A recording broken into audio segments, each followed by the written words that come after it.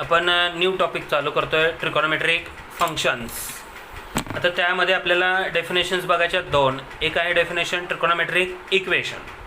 आता ट्रिकॉनोमेट्रिक इक्वेशन म्हणजे काय? An equation involving trigonometric function is called trigonometric equation. असे इक्वेशन्स की ज्यामध्ये ट्रिकॉनोमेट्रिक फंक्शन्स असतात त्या इक्वेशनला काय म्हणायचं? ट्रिकॉनोमेट्रिक इक्वेशन म्हणायचं. मग असं एक्झाम्पल दिलं आहे तिथं. कुठलं दिलं आहे बघा? Cos theta is equals to equations दिलं आहे, किंवा sine theta is equals to 1/2. This is काय आहे? तर ट्रिकॉनोमेट्रिक इक्वेशन आहे. ते सगळे काय आहेत? ट्रिकॉनोमेट्रिक इक्वेशन्स आहेत. These all are trigonometric equations. Sine theta is equals to 1/2, cos theta is equals to 1/2, किंवा cos theta is equals to cos 5 theta असेल, किंवा x is equals to a sine alpha असेल, किंवा sine theta is equals to cos theta असेल. ETC are the काय आहेत? Trigonometric equations आहेत. काय आहेत हे? ट्रिकॉनोमेट्रिक इक्वेशन्स आहेत. मग हे जर ट्रिकॉनोमेट्रिक इक्वेशन्स असतील तर त्याच्या पुढची डेफिनेशन, महत्त्वाची डेफिनेशन, की पूर्ण टॉपिक आपला याच्यावर डिपेंड आहे. Now what is solution? Solution means काय? A value of variable in a trigonometric equation which satisfy the equation is called a solution of trigonometric equation. बघा आता इथं काय दिलं आहे? Sine theta is equals to 1/2 घेतलं आहे. Sine theta is equals to काय घेतलं आपण?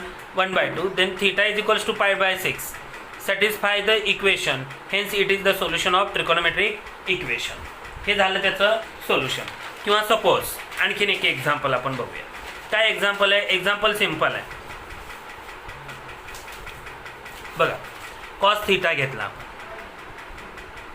Cos theta is equals to 1/2. आता cos theta is equals to 1/2 घेतला असेल तर याचं सोल्युशन काय काय सांगता येईल आपल्याला? तर त्याचं सोल्युशन आपल्याला अशा पद्धतीनं सांगता येईल. काय सोल्युशन येईल? कुठल्या कॉसची, थीटाची व्हॅल्यू कॉससाठी 1/2 असते, तर आपण असं लिहू शकतो. काय? Cos theta is equals to 1/2 which is equals to cos किती? π/3. Therefore theta is equals to π/3 is a काय असेल त्याचं? सोल्युशन असेल. हे काय आलं? त्याचं सोल्युशन आलं. Theta is equals to π/3 is a solution आले. नेक्स्ट काय घेतलं आहे बघा? आणखीन काही एक्झाम्पल घेतलेत मी. काय घेतलं आहे? तर sine square theta plus cos square theta is equals to 1. आता इथं हे एकच सोल्युशन आहे, वन सोल्युशन आहे. आता याच्यासाठी किती सोल्युशन्स येतील? तर इन्फायनाईट नंबर ऑफ सोल्युशन्स येतील. किती सोल्युशन्स येतील? इन्फायनाईट नंबर ऑफ सोल्युशन्स येतील. इथं लिहूया, इन्फायनाईट नंबर ऑफ सोल्युशन्स. याचे पण किती येतील? इन्फायनाईट सोल्युशन्स येतील. आणि याचे काय येतील? नो सोल्युशन्स येतील. आता ह्याचे नो सोल्युशन्स काय आहेत? तर काय एक्झाम्पल आहे बघा? Sine theta is equals to 3. आता कुठल्याच थीटाची व्हॅल्यू 3 नसते. साइनची रेंज आपल्याला माहिती आहे. काय रेंज आहे बघा? -1 to +1.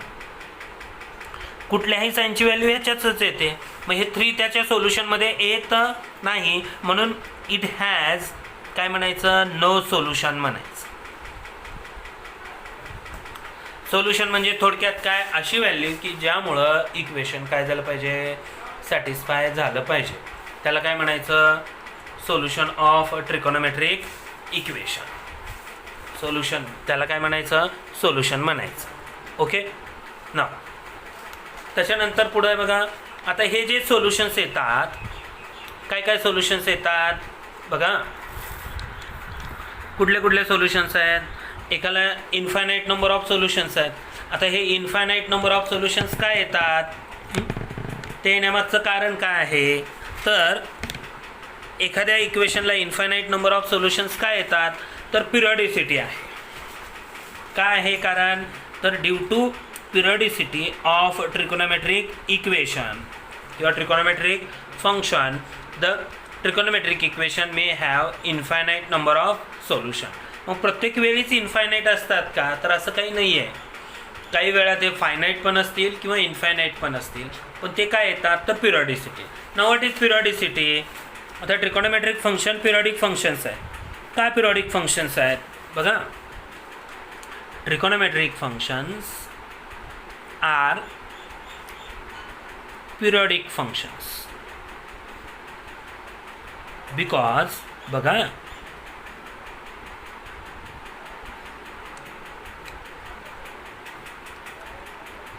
हा 0 हा किती येतो π/2, हा पाय हा काय आला 3π/2, हा कुठला क्वाड्रंट? फर्स्ट, सेकंड, थर्ड आणि फोर्थ.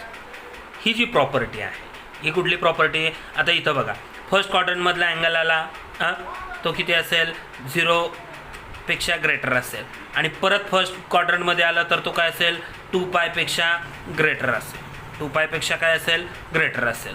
मग साइन कॉस टॅन सेक सेक आणि कोसेक ह्याच्यासाठी आपण पिरियड लिहिला होता. किती? 2π हा काय होता त्याचा पिरियड होता. आणि कॉट आणि टॅनसाठी किती पिरियड होता? पाय हा पिरियड होता. ह्या पिरियॉडिक फंक्शन्समुळे काय येतात तर इन्फायनाईट नंबर ऑफ सोल्युशन्स येतात. इन्फायनाईट नंबर ऑफ सोल्युशन्स कशामुळे? तर ड्यू टू कशामुळे? तर हे काय काम आहे तर पिरियॉडिसिटी. ह्या फक्त पिरियॉडिसिटीमुळेच ट्रिकोनोमेट्रिक इक्वेशनला इन्फायनाईट नंबर ऑफ काय असतात? सोल्युशन्स असतात. सेम आता पुढचं महत्त्वाचं काय तर प्रिन्सिपॉल सोल्युशन्स. कुठलं सोल्युशन्स आहेत? प्रिन्सिपॉल सोल्युशन्स आहेत. काय प्रिन्सिपॉल सोल्युशन्स सांगतं? तर प्रिन्सिपॉल सोल्युशन्स काय सांगतं तर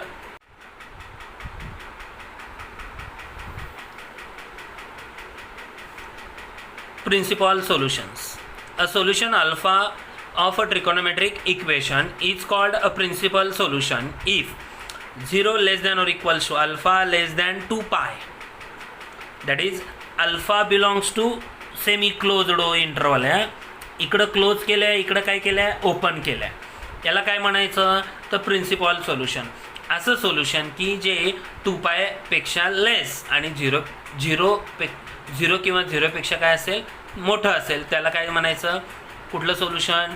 प्रिन्सिपॉल सोल्युशन म्हणायचं. मग एक्झाम्पल घेतलं आहे. काय घेतलं आहे? Sine theta is equals to 1/2 then theta is equals to π/6 5π/6 are कुठले सोल्युशन्स? Principal solutions. आता इथे आणखीन एक सोल्युशन्स घेतलं होतं. काय? 13π/6 इज अ सोल्युशन आहे. हे सोल्युशन आहे पण कुठलं सोल्युशन नाही आहे? बट नॉट कुठलं? Principal solution. कुठलं प्रिन्सिपल? ते कुठलं सोल्युशन नाही आहे? प्रिन्सिपॉल सोल्युशन नाही आहे. आता आणखीन एक एक्झाम्पल बघा. आता इथं किती सोल्युशन्स आले? प्रिन्सिपॉल 2 सोल्युशन्स आले. जर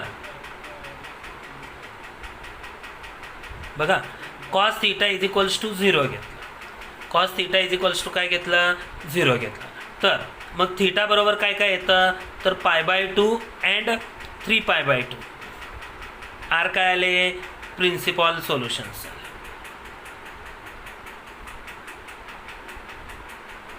आर कुठले सोल्युशन्स आले? प्रिन्सिपॉल सोल्युशन्स आले. बघा नेक्स्ट आता थर्ड घेतला. काय घेतला थर्ड तर sine theta is equals to 0 घेतला. Then theta is equals to काय काय येतं? 0 येतं, पाय येतं, 2π येतं. मग आता यातले कुठले सोल्युशन्स घेणार? ओनली कोण कोण? 0 अँड पाय आर कुठले सोल्युशन्स आहेत? Principal solutions.